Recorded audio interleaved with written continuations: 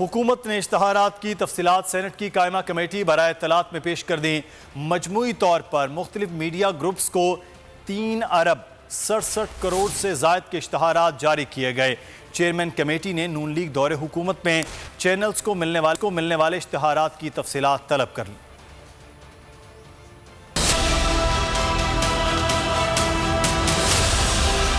हुकूमत ने किसको दिए कितने के इश्तहारात, सेनेट कायमा कमेटी में पेश कर दी गई तफसीलात।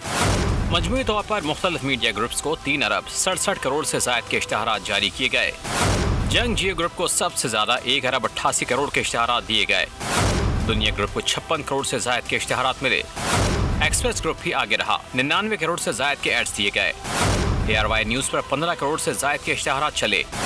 PID हुक्काम के मुताबिक बोल्ड टीवी इश्तहारात में एक कैटेगरी में शामिल है। चेयरमैन कमेटी ने नून लीग दौरे हुकूमत में चैनल्स को मिलने वाले इश्तहारात की तफसीलात तलब कर ली। सब्सक्राइब करें और बेल दबाएं ताकि कोई खबर रह न जाए।